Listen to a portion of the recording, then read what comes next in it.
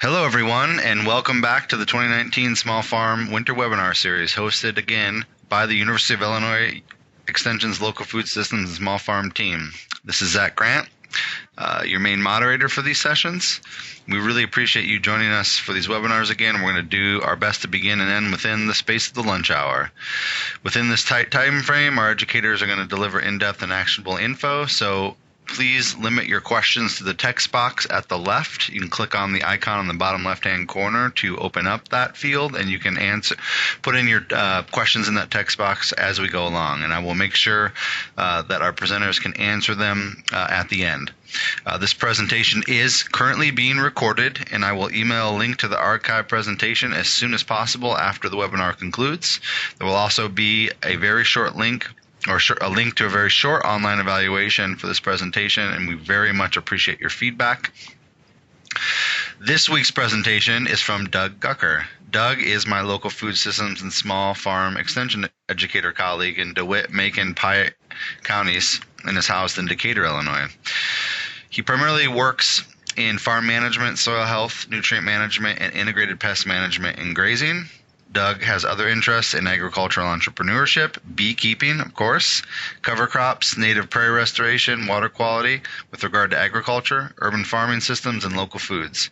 His diverse previous work experience includes agricultural technical service representative, working in as a small Illinois grain and livestock farmer, and as a natural resource conservation agronomist.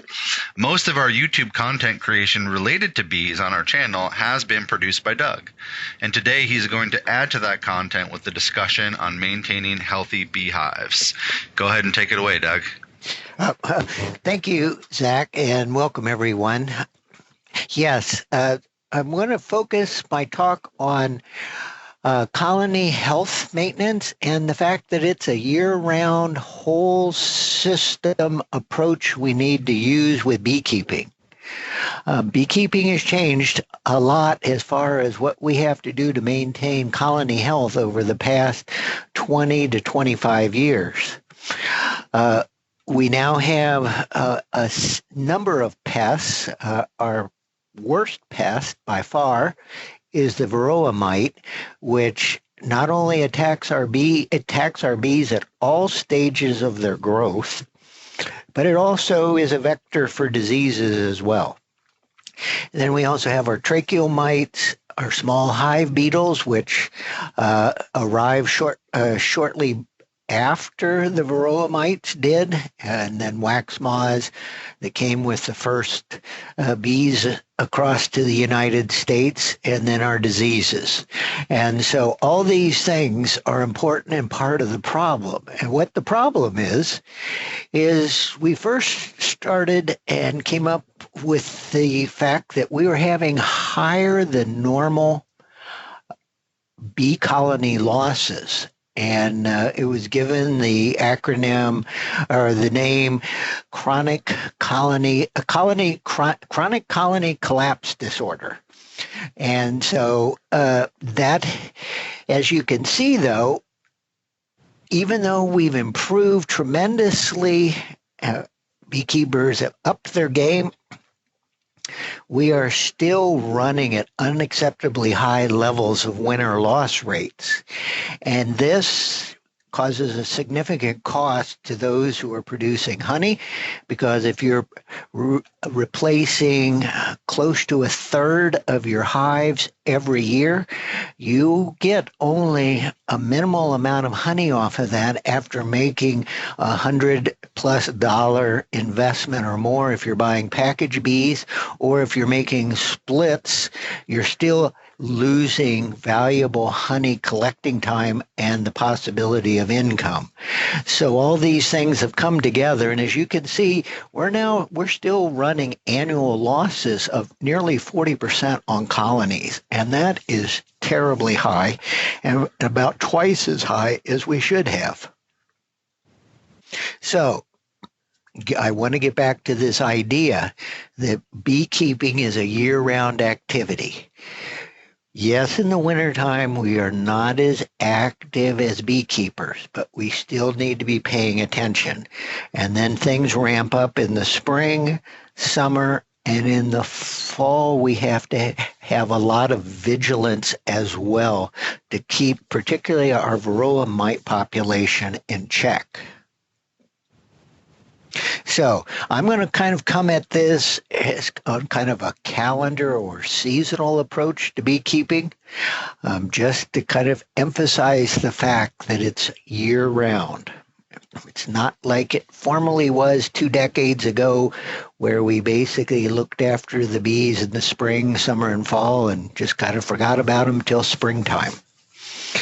So here in our January, December, January, kind of coldest months, some of our colder times of the year, we need to be inspecting and make sure our hive covers are in place. That could be putting weights on them.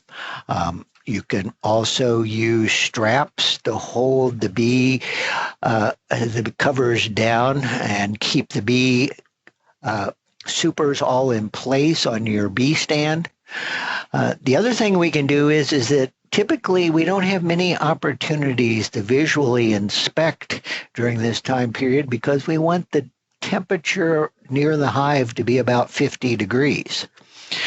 But we can put our ear to the side of our supers or our brood boxes and listen to see if we can hear the bees humming in there. This works on days when it's not windy.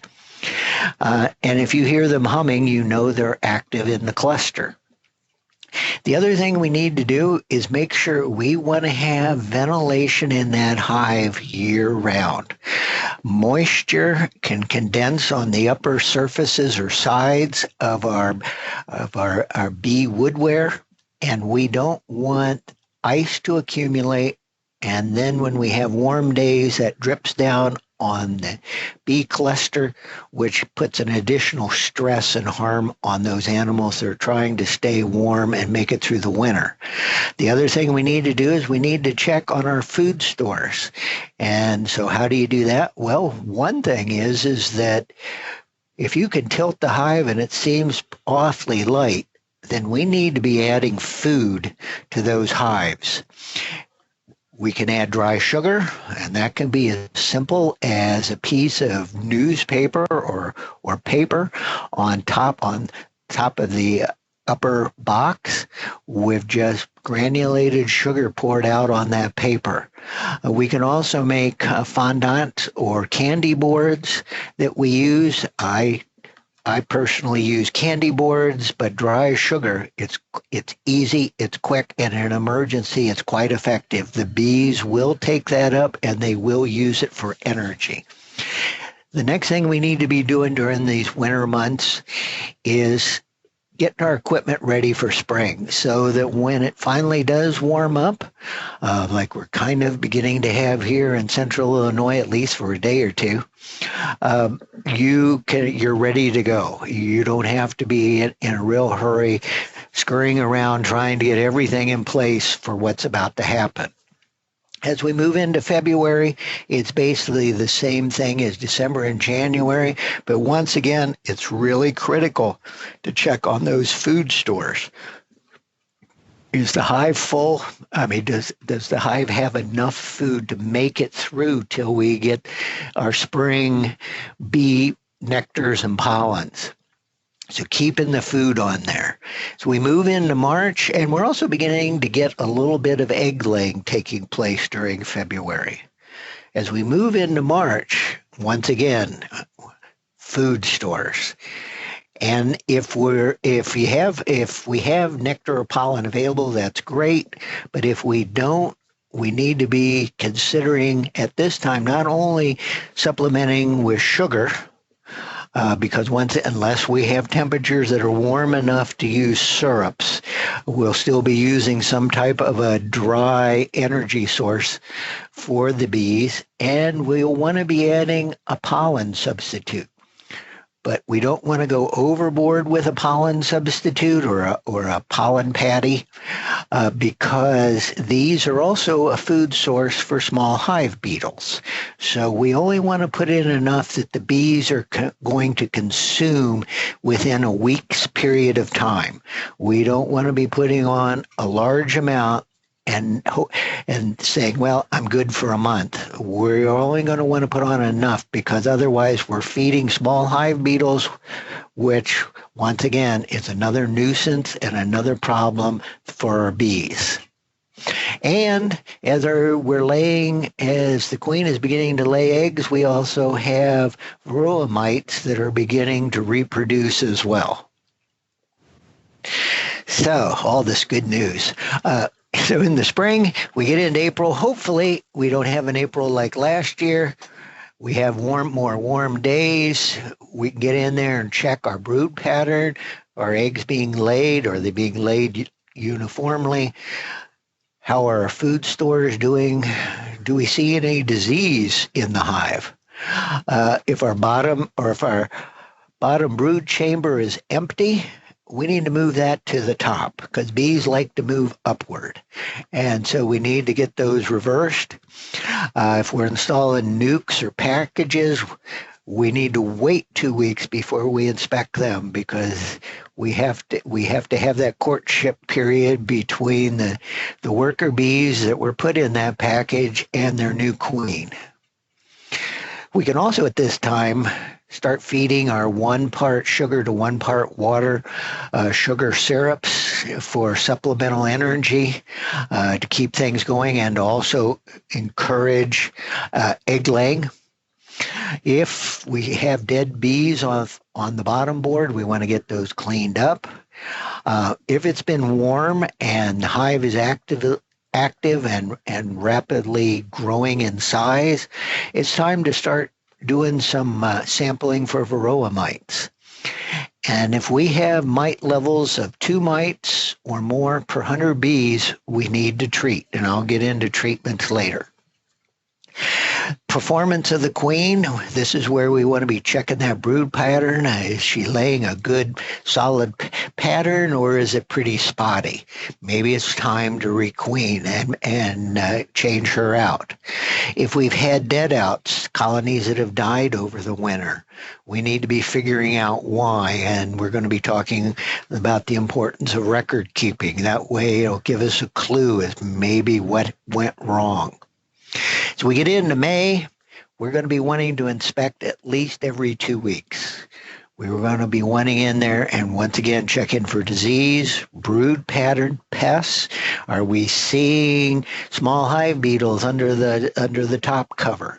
Are we noticing, hopefully we're not noticing Varroa mites on the back of some of our bees, but are we noticing other issues? And we want to start keeping records.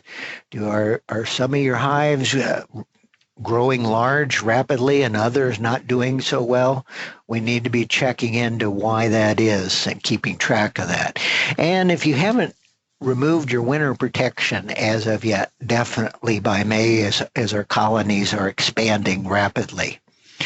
Once again, we have high food demands now because the queen should really be laying a lot of eggs right now. And even though you may have flowers, are you noticing any honey being stored, or are they using basically everything they're putting in the hive? In which case you need to be still keeping that sugar syrup on the hive so that they've got plenty of energy to feed all this brood that's rapidly growing. The other point is we need to watch for swarm cells, and we need to check to see if our brood chambers are getting full. And when I mean full is if you have a 10 frame hive, are your 8 frames towards the center, are they full? And the only hives at the very edge aren't full. The frames at the edge aren't full. If that's the case, we need to be putting a super on top. Other thing we need to do, if you've been had bees for a few years, it's time to start rotating out our old brood frames as we get a chance, because as we've learned, the old wax can harbor disease, but our bees are also a great collector of pesticides, and those end up being in the wax. And so once again, this can be a problem that once again wears our bees down if we have constant exposure to pesticides in this old wax. So we like the kind of the idea that every year we should replace 2 to 4 of those old frames in every 10 frame hive, just so that we're moving out those old frames at least once every 3 years. The other point is, if you've got some weak hives, some weak colonies, maybe it's time to combine them, and so you can get 2 strong hives going as we're getting right into the flush of the nectar and pollen season here in spring. In June, we're going to be wanting to inspect once again on this 2 to 4 week cycle.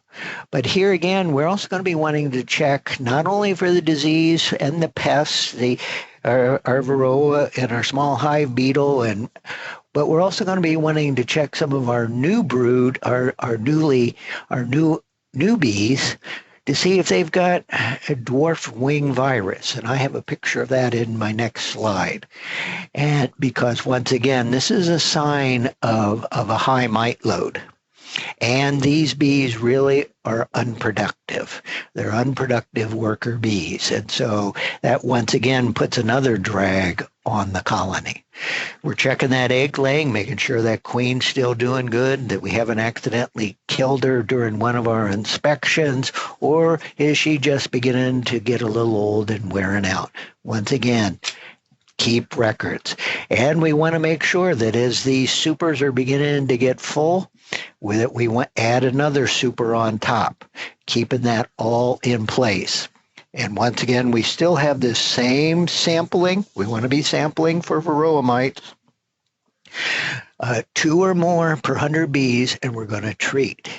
And why is this so important? Is because the Varroa mite actually enters the cell of larvae once they're about 5 years old and they're kind of getting large in that cell.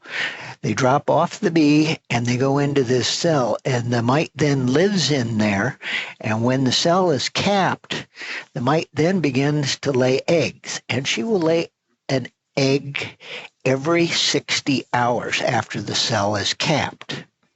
She'll lay an egg every 30 hours after the cell is capped and the pupa is forming. And these eggs will develop, these mite eggs will hatch, and they will begin to feed on this larva. The adults will emerge in 5 to 7 days, depending whether they're a male or female, and then they will then in turn begin to reproduce within this cell where this poor pupa is trying to develop. And so when the pupa finally does emerge after 21 days, if it's a worker, then there also comes out or more mites that then again infect the adult bees that rub up against this infected bee. So one of the things we can do is we can break the brood cycle. That's how native bees or wild bees do it. It's the idea of swarming. Whenever a hive swarms, it breaks the brood cycle.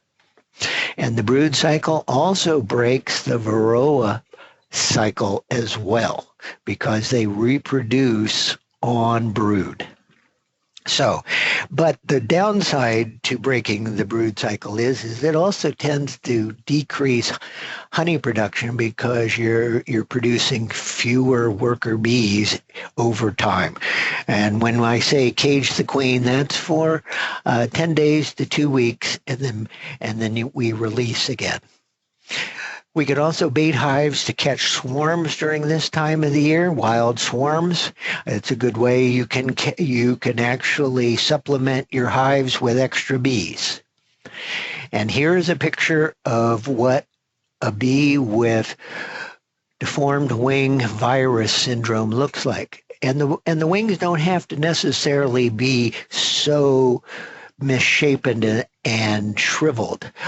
Sometimes I've seen them where one set of wings on one side is normal, and the side on the other side, it looks as though it's been dry, it's shriveled. And so, but once again, this bee is unable to fly.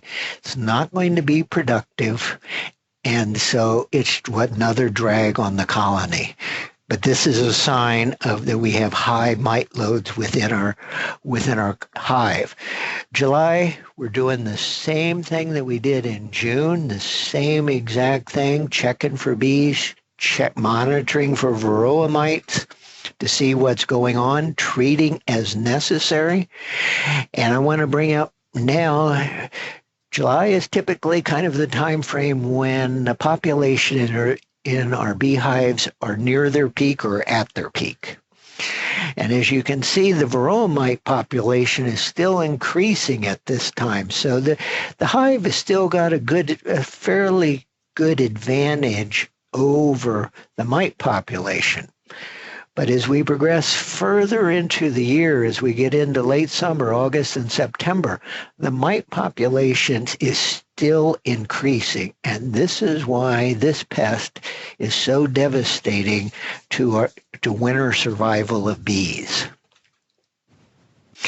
The other point is that if you wanted to get an idea of aspect size ratio of what a Varroa mite would look like if it was attached to you, this is kind of a representative view of what that would be. It would be as though you were having 2 or 3 ticks the size of a softball or large grapefruit attached to you. So as you can see, and they're sucking bodily fluids out of the bee the whole time. And so this is why it's such a devastating pest for bee colonies. So where can you go to get some help? And I'm going to have another slide on this later. The best management practices for hive health. It's from the Honey Bee Health Coalition. Don't worry about it. You've got that information coming up, where to find this. But as I mentioned before, we can do a number of things. I forgot to mention that we can do drone brood, and we can do that in that April-May time period when the queen is really rapidly laying eggs. If you have a good, strong bee colony, the Varroa mite loves to reproduce in drone brood because they take the longest to grow. They typically take 25 days before they emerge, or longer, as compared to our worker bees that are 21 days. And so the Varroa figured this out too. They know that drone grow in bigger cells, and so they really like to reproduce on drone. And so if we put drone foundation in there and the queen lays a lot of drone brood, we can use this as a way to trap out Varroa mites. Disadvantage to this can be if you have a weak colony, your queen's laying drones and not worker bees. And so once again, you want to do this only on a strong colony. I also talked about removing the queen or caging the queen. We're going to talk more about hygienic or disease-resistant bee varieties. Always use a bottom screen board. That is what's recommended even through the winter time, because most of what we use to treat Varroa mites are really substances that aggravate the mite and cause it to dislodge itself off the body of the bee. And then finally, our sampling procedures. In the last 2 years, since 2017, we have gone from having 3 synthetic miticides for controlling the Varroa mite down to just 1, and that is Apivar. We have lost Apistan as well as Checkmite Plus. If you're still using those products and getting good control, That's good, but we have a real problem in the United States. There's widespread resistance by the Varroa to these two particular synthetic treatments. So just keep that in mind. So in August, once again, we're still inspecting.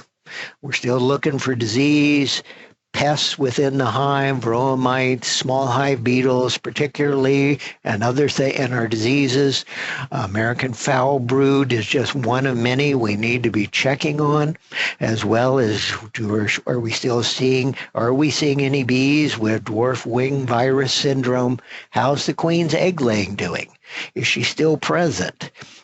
If her egg laying isn't doing quite so well, or it's getting rather spotty, because we still want her to be laying good, because we're going to be wanting plenty of brood going into the winter time. It may be time then to requeen. Fall is a good time to requeen. If you requeen in the late summer or fall, you have the opportunity to use some of our Illinois bred queens. And that can give you the advantage of the fact that these queens have been raised in Illinois conditions. Our winters are cold, damp springs, which are not good for bees. It takes a hardy bee to survive cool, damp springs, which our Illinois bees have to suffer. And so requeening in the fall is not a bad idea, because it gives you that opportunity to use some of our good, strong Illinois queens, and particularly queens that come from colonies that have proven resistance to Varroa. So this is all important. Now then, as I mentioned on my last slide, our mite population is increasing. In fact, we're getting towards the peak time of when mite populations peak in this August-September timeframe. Now our threshold for treating is 3 mites or more per 100 bees, just because we understand there are so many mites being produced. And if we're removing honey, then we may want to consider, depending on how much forage these bees have, to supplementing that with a sugar syrup of 2 parts sugar to 1 part water. Why is that a weaker solution? Because the bees won't have to spend as much time ventilating the hive to dry out this mixture, so it'll store as a sugar energy source in the wintertime. So we're doing this to save energy in the hive so the bees can be more productive doing other things. And once again, particularly as we get into the heat of the summer, we want to have good hive ventilation. We may even want to increase our hive ventilation, putting in a ventilated top. There are other things we can do, putting in spacers, different things that are going to allow the heat of the hive to dissipate quicker. Now then, as we get into the fall, this is where September, we're going to be wanting to inspect every 2 to 4 weeks. It's going to depend on the temperature. If we have a warm September, we want to keep inspecting every 2 weeks. We're still going to want to be checking for what we've been checking for all season long: disease, pests, how the brood pattern is looking. Egg laying will be reduced. Days are getting shorter. The amount of foraging time and the amount of bee forage that's available to the hive is getting reduced. And so this all kind of lends to that cycle where the bees are going into shutdown mode and the varroa mites are really growing rapidly. So we need to be checking these varroa mites and treating anytime we find 3 or more mites per 100 bees. We want to be treating. What can we treat with? We have one synthetic miticide, that's Apivar. And so we're really encouraging beekeepers to not overuse this, as has happened with the other 2 miticides. We have some great organic miticides that use essential oils. they're the thymals or a combination of thymol with menthol, camphor, and some other things. And what these do is they aggravate the Varroa mite adult that clings on the back of the honeybee, and so it loosens up and it moves, it gets knocked off, and then it falls down through the hive and out through the bottom board. That is the whole reason for that. The acid products are formic acid products, oxalic acid, and in the past couple years we've come out we have a hops beta acid product that's quite effective. These all work on the same thing. Once again, it aggravates that adult mite so that it loosens its grip on the back of the bee and it falls. And there are things we can do to improve this. The screen bottom board, as I've talked about. We also want to be, as far as we want to be checking our combs, we want to be interrupting the brood if we can do that if possible. We also want to be using requeening with resistant stock, and these are bees that have developed ways of cleaning or defending against Varroa mites, and this is another good way we can be doing this. And if we've been using drone comb during the season on our big strong hives, as we get into September, it's time to pull that comb out for the year, because we want the queen to be focused on producing brood for the winter. The other thing is as we get into September, we want to be making sure that we have one deep worth of honey. And so we're talking about that we want 90 to 100 pounds as we get into late September and early October as a minimum. Or if you want to think of it in terms of supers, we want 1.5 medium supers of honey as a minimum for the winter. And we probably are going to be wanting to begin to feed some sugar syrup, once again, that 2-part sugar to 1 part water, if we're noticing our forage is becoming a little more sparse, just so that we have plenty of food as these bees go into the wintertime. We're also going to want to be noticing the size of the cluster and the number of bees and recording that, because this may give us a clue as we go into the winter how well it's going to survive. And if we have some weak colonies at this point, this may be a good time to combine them so they have a better chance of surviving the winter, because they're going to go into the winter with over 60,000 bees in the hive. But by the time winter is over, we'll typically be down to 10,000 or more bees. So we just lose them because they're basically in cluster all winter long working to stay warm, and they wear out, and sometimes if we're not careful, they starve to death. October, this is all weather dependent. We're just going to have to check on the hive as necessary, as weather permits. And when we can, once again, we want to be checking for any diseases or pests. We want to be treating when we can, because we're getting down to our last chances to treat for Varroa mites. And once again, that threshold of 3 mites or more per 100 bees we want to treat. We also, in October, we have to make sure that hive has a minimum of 90 pounds. It says 70 to 90, but we really want at least 90 pounds worth of honey in that hive. And if not, we want to be feeding them that heavy sugar syrup mix, 2 parts to 1 part water. Once again, make a note of the cluster. Is it still maintaining its size and the number of bees? Making sure everything's going on well. If we've had some extra supers on top, we need to be removing those. If we have been using a queen excluder in our below our honey supers, we need to be pulling those out.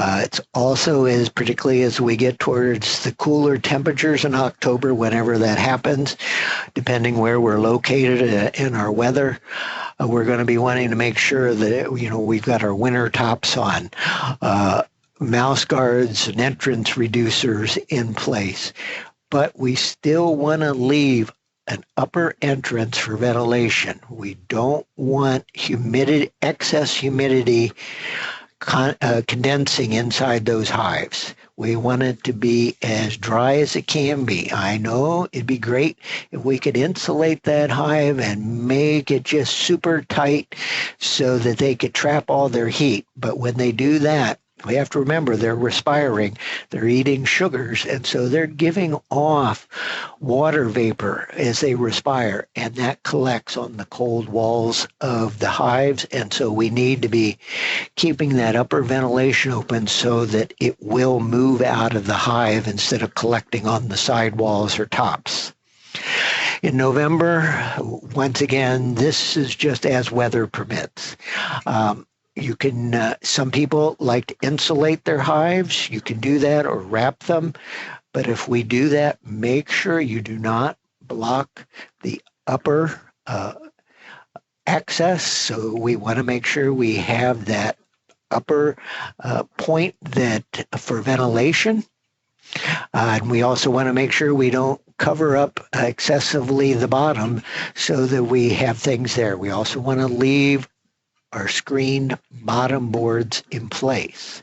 Also, this is a good time to check to see if your hives have done a little settling.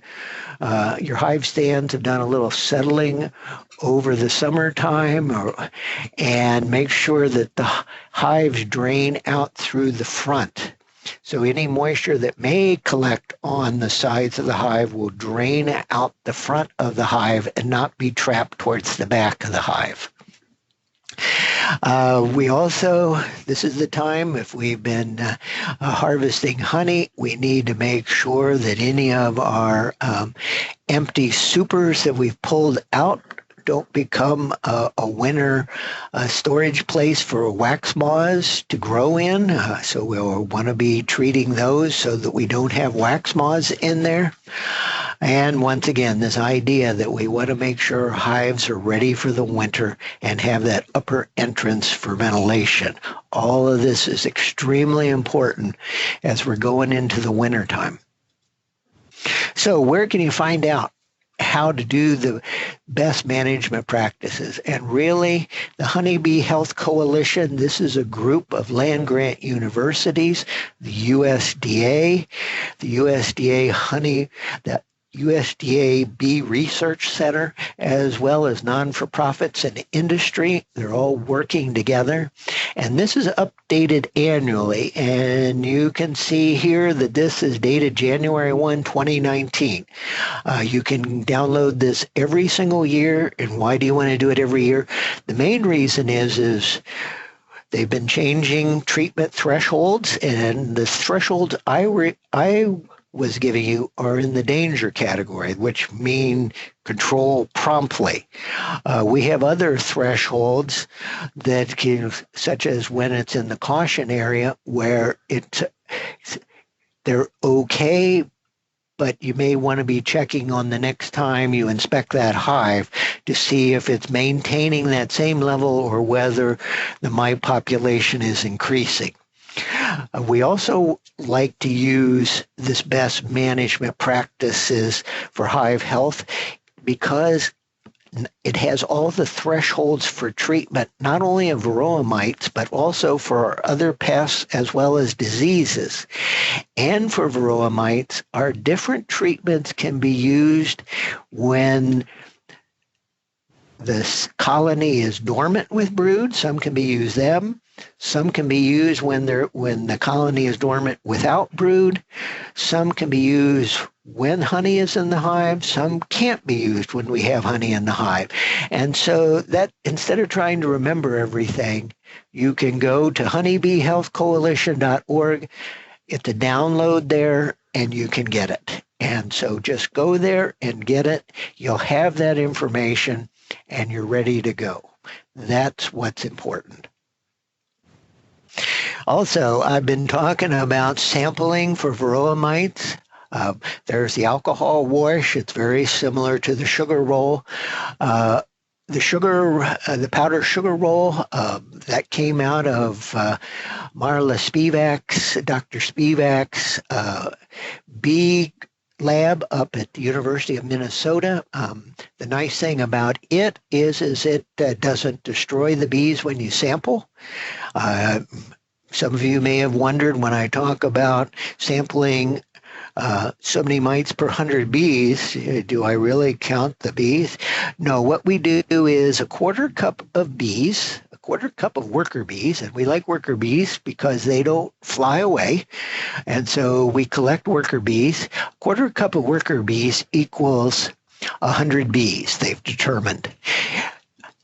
A half a cup equals 300 bees. So if you're trying to say you only want to work with 200 bees, then it's going to be 2 quarter cups, not a half a cup, because a half a cup is 300 bees. So just kind of keep that. As I say, that's the modern math of beekeeping. That an ounce is, a quarter cup is 1 bee, is 100 bees. And that's what they say. Here it says that 1 ounce and a quarter cup is 200 bees, but a lot of my recent data is saying use a quarter cup as an estimate for 100 bees because they aren't laying perfectly still when they're in the cup. You have a moving target, and so and a half a cup is close to the 300 bees because these are moving creatures that don't particularly want to be in this cup, and so a quarter of a cup is a more accurate count for 100 bees. So the other thing I want to talk about is the fact that we need to be doing the systematic sampling, management, and inspection of our hives, but we also need to be looking at the entire environment that our beehives, our bee colonies are in. When you place a hive somewhere, are you checking what food sources are available? I mean, we need something from when the snow melts, if we can, practically, to when the killing frost happens in the fall. This is a long period of time to have flowering trees, shrubs, and flowers. And so we need to be paying a lot of attention to this. And we need to be respecting the fact that our trees are a tremendous source of pollen in the springtime. In fact, my maple tree blooms are beginning to expand. They haven't bloomed yet, but we've only had 2 warm days. But I expect by this weekend, quite possibly, that my maple trees are going to be in bloom, which will be a real blessing for the bees because this is a great source of pollen for the hive, which they need for egg laying. The other thing we need to check on is as we get into the fall, goldenrod is one of our primary sources a lot of times here in the Midwest for one of our later blooming fall flowers. But if you don't want that, make sure you have or you plant or you're near something that is blooming in through the fall. Otherwise, you're going to have to be feeding pollen, which, as I said, pollen patties are also a food source for small hive beetles. And so we need to be keeping that in mind as well. And do you have a water source close by? The farther bees have to fly to their food source, the more they wear out their wings. And that's what causes our worker bees in the summertime to only live about 6 weeks or less. Their wings wear out. And so if they're able to forage a little closer to the hive, they could be more efficient and possibly live a little longer. Now then, what is your praxis? What's the proximity to any agricultural fields? Or if you're in a suburban setting, What's your proximity to the neighbor that uses spring green? The lawn, the lawn, the lawn treatment services. They're always putting something on the lawn all through the summertime. You need to be keeping this in mind because all this is going to be carried back to the hive as these bees are foraging. The other thing we need to remember is that seed treatments, herbicides, fungicides, and insecticides have all been shown to have a bad effect on bees. They tend to weaken the immune system of the bees. We've heard a lot about our neonicotinoids, which are used a lot on seed treatments. But our herbicides, even our common herbicides, have the same effect because, once again, most of them work on some type of an enzyme system, and we all living things have enzyme systems. And so a lot of these will still affect these bees, even in a different way. And once again, you add that stress onto the stress of the Varroa mite, and it just puts more pressure on colonies that are already under pressure. Also, if you are out in the country or your hives are out in the rural Illinois where we have agricultural fields and they're spraying, are your hives registered on Field Watch? And I'm going to have a slide about that in a moment, because this is a site that can be very important as well to alerting people that you have bees and if you have sensitive crops as well. The other aspect, and I've talked about this, is the idea of resistant bees, bees that are resistant to pests, and particularly we're talking the Varroa mite. We have the hygienic trait. This was developed by Dr. Spivak up in Minnesota a number of years ago. It's still quite effective, and the hygienic trait is a super cleaning bee. They clean each other to extreme, and so by doing that, they're knocking these Varroa mites off, who then fall through the screen bottom board. But since they're such an active bee, they aren't a calm bee. And so that's why some people don't like those. We have the Russian bees. The Russian bee and bee hybrids have been in the United States for a while, brought in by the USDA because the Russian bee has developed in a region of the world that has had elevated Varroa mite levels for a longer period of time, not quite as long as the Asian honeybee. But once again, they have developed various defenses against the Varroa mite. They have the hygienic trait, the cleaning, and the cleaning to the point that they even recognize brood cells, capped brood cells that have a brood or larvae and pupa that have been infested with mites, and they will pull these out and haul them out of the hive so that that won't be increased mite pressure within the hive. They also, besides that, they also bite the legs off of the mites. And so if you have, the mites are 8-legged, and if you bite off 5 of the legs, then they tend to drop off because they only have 3 legs to hold on, and the bees are rubbing each other constantly inside the hive. And so they're shaken and they drop off, and once again, they drop out down through the bottom board and are out of the hive. We have a new type bee that was developed by Purdue University, and it's the Indiana mite biter. And they have developed a bee. Our European bees all have these various traits, but over time we bred the hygienic traits out and the mite biting traits out because these tend to be more active bees. They aren't as calm as some of our Italians or Canolians, some of those types of bees. And so, but they have bred this back into a strain of bees, and so those are now available as well. The other thing, as I mentioned before, is the idea of buying resistant bees here in Illinois. And these can be just from swarms where beekeepers have selected year after year for bees that resist the Varroa mite. And when you ask a queen breeder, make sure that his Varroa loads are low in his honey hives as well as in his queen nukes, because the queen nukes more mimic swarming, and so that's more of that constant interruption of the brood cycle. And so we really want to know what's going on in his honey hives so that we have a better idea of whether these bees are actually keeping the mite loads down sufficiently within the hive. Last thing I want to talk about is Field Watch. And there's the website for it, fieldwatch.com.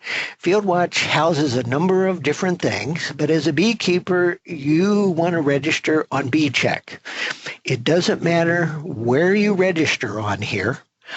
Whether you're a specialty grower, some of you may be, as well as beekeepers, because all of the sites that are registered, whether you register your bee site or your specialty site or both, they all pop up on the field check aspect that applicators are required to look at, and it's now a new requirement for dicamba here in the state of Illinois.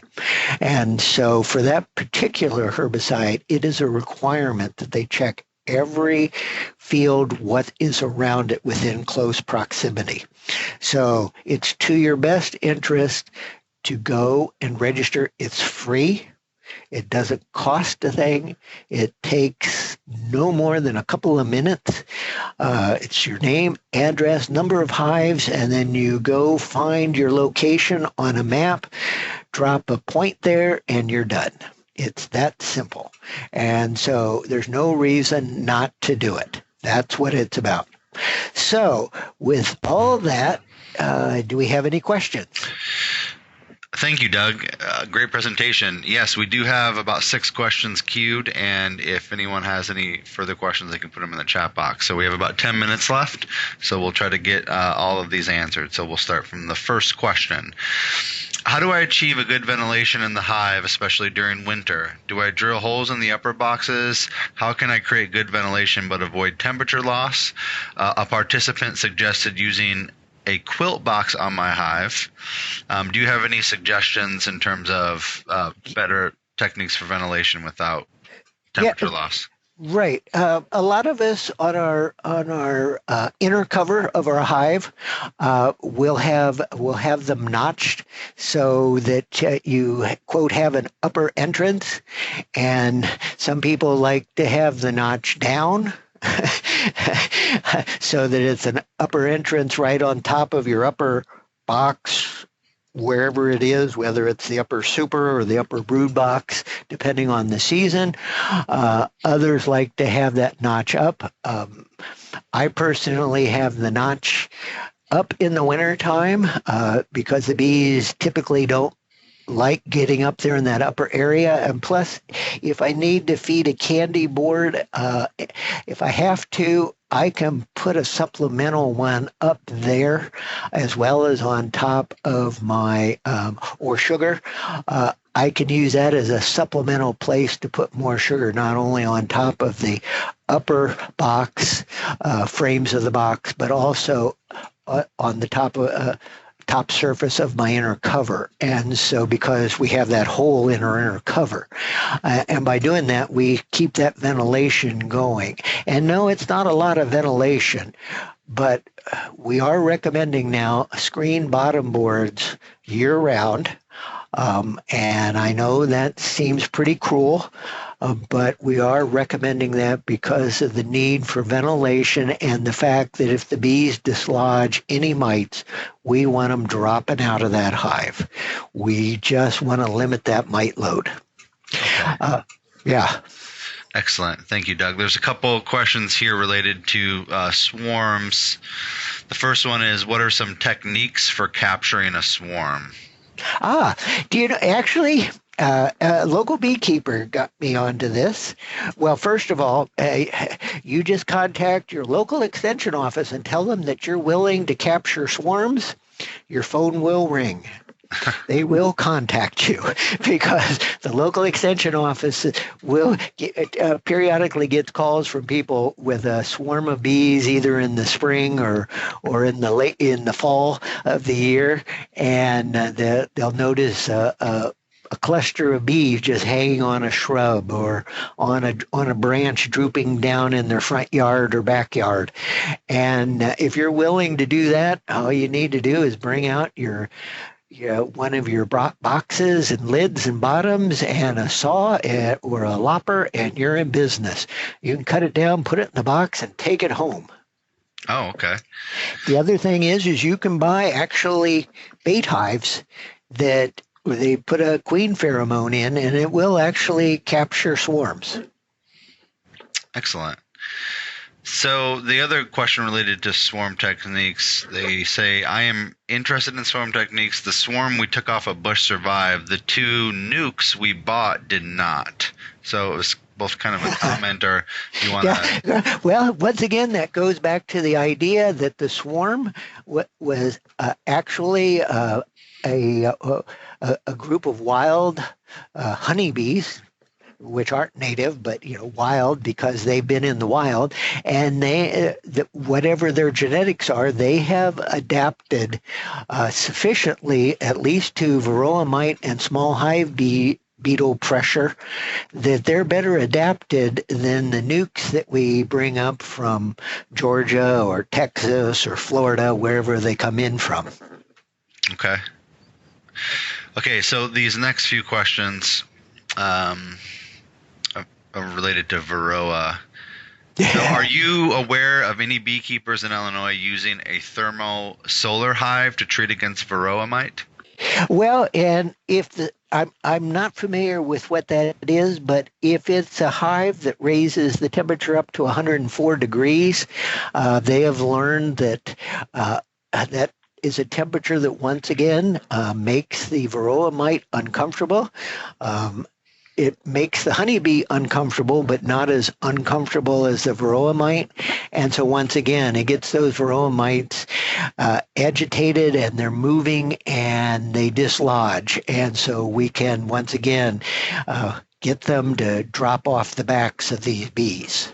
Oh, okay. Excellent. So if it does that, if it gets it up to that 104 degree Fahrenheit temperature, then yeah, I would think it would be a good viable option. Okay. Also, are there any particular flowers or plants that are more advantageous to the bees in battling Varroa? Well, there is anecdotal evidence, okay? I haven't seen any research on it, that are mint plants, because they're high in essential oils, can have a minor effect as part of our campaign, our whole systems approach to beekeeping. You will still have to treat as necessary, but it does, because the essential oils, when the bees are foraging on the mint flowers, they do get some of these oils on them and bring them back to the hive. It does help to discourage a Varroa mite, but is not the complete solution. I say that from experience. Okay. So there was a comment from that participant was that the thermosolar hive is a European hive that does raise the temperature. Right. So can you suggest several sources of Illinois bred queens? I don't know I think you maybe alluded to that, or some avenues you might be able to find that, but. Yes, actually, there is a site called the Illinois Queen Initiative. And if you just put that in your favorite search engine, it'll pop up a page that has all of the queen breeders in Illinois. And so you can find them in your area. We've got them in northern, central, and southern Illinois, with the idea being that if bees have been developed in that region, they're probably going to be able to tolerate your climatic conditions. And since we have a great range in temperatures and humidities and whatever across our state, it's a really good idea. And they've made a tremendous progress in the past 10 years. Excellent. Excellent. Thank you for sharing that, Doug. So we'll go ahead and this will be the last question that just came in to the chat box. Do you have any experience using coconut oil to treat mites? No, I do not, and quite honestly, I pretty much I tried lots of things and I've finally given up, and I really just use the recommendations coming out of the Honeybee Health Coalition, that book, Best Hive Management Practices. Because those really are the proven ways to treat bees. And as I pointed out, lots of those treatments do not use synthetic miticides. And so we're actually treating with organic compounds as a way to battle this fierce predator of bees. And remember, the species and genus name for this thing is Varroa destructor. This is one heck of a predator, of a pest on our bees. Excellent. Thank you so much, Doug. And with that, I really want to just thank Doug again for this fabulous presentation, so much in-depth information in this slide set, both his expertise and sort of deep dive into the literature with this. I also really want to thank everyone for joining us again on this webinar series. I hope you got some information that's going to help you with your beehive endeavors in the 2019 growing season. Please look for an email for the attached webinar on the Illinois Local Foods YouTube channel, as well as a short evaluation of the webinar you just watched. We really appreciate your feedback, and we're going to use it to shape our future webinars. With that, I wish you a safe and productive rest of your day and a 2019 growing season. Thank you all.